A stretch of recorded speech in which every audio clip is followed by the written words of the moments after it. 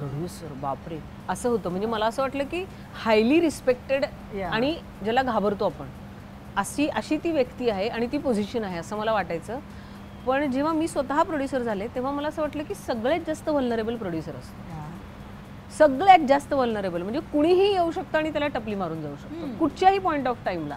आणि तुमचे सगळे म्हणजे इट्स लाईक बेबी. तुमचा सिनेमा हा तुमचं बाळ असतं आणि आई आणि वडील जसं नर्चर करत असतात त्याला तसं तुम्ही ते नर्चर करत असता. पण कुठल्याही माणसाशी कसल्याही प्रकारचा आणि जेव्हा 100 माणसं एकत्र येऊन काम करतात आणि म्हणजे आपल्याकडे प्रत्येकाचे इगोज असतात. प्राजक्ताला त्याचा जास्त अनुभव आहे. तर कुठल्याही माणसाचा इगो छोटासा दुखावला गेला तर तो तुम्हाला टपली मारू शकतो आणि तुम्ही व्हल्नरेबल होता तिथे. तुम्ही you are just so helpless all the time.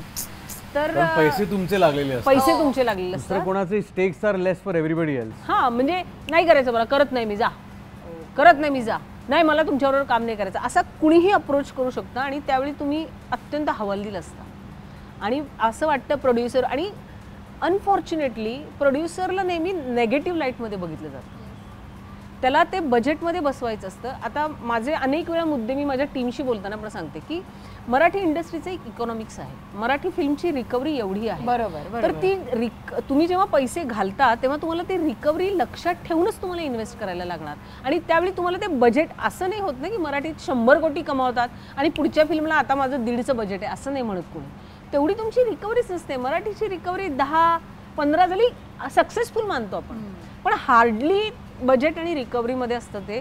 Marathi फिल्मला कुठलाही OTT प्लॅटफॉर्म एंटरटेन करत नाही कारण इंडस्ट्री म्हणून आपण 100 कोटीच्या वर जात नाही. तर असे अनेक अडथळे असताना जेव्हा प्रोड्युसर पैसा लावतो तेव्हा प्रत्येकाचं एकतर प्रत्येकाला असं वाटतं की नाही म्हणजे ते जे पॅशन हवं असतं ना की नाही करूया ना फिल्म. असेही काही लोक आहेत की जे त्या पॅशननी येतात. म्हणजे मी सरसकट सगळ्यांवर टीका नाही करत आहे वृत्तीवर टीका करते मी. तर लोक येतात काही लोक पॅशननी काम करतात पण बहुतांशी वेळा प्रोड्युसर ह्यांनी माझे हे पैसे नाही दिले त्यांनी माझे ते. आणि इतकं सोपं असतं प्रोड्युसरला बदनाम करणं.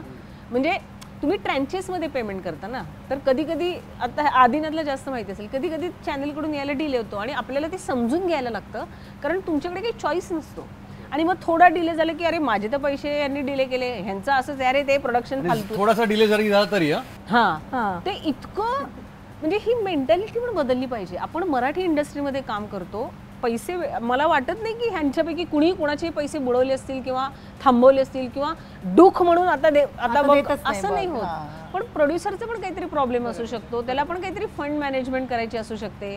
लोक स्वतःच्या एफड्या मोडून सिनेमे बनवतात. पण त्यावेळी ना ते ह्यांचं ते ह्यांना हे असंच आहे ह्यांचं प्रोडक्शन असं म्हणणं इतकं सोपं आहे ना इतकं सोपं. आणि तुमच्या टीमची माणसं जेव्हा म्हणतात तेव्हा तुम्हाला ते लागतं जास्त. म्हणजे नॉट दॅट की मला हा पर्सनल एक्सपिरियन्स आहे पण सगळे प्रोड्युसर स्ट्रगल करत असतात तो सिनेमा बनवणं तो मार्केट करणं आणि तो रिलीज करणं.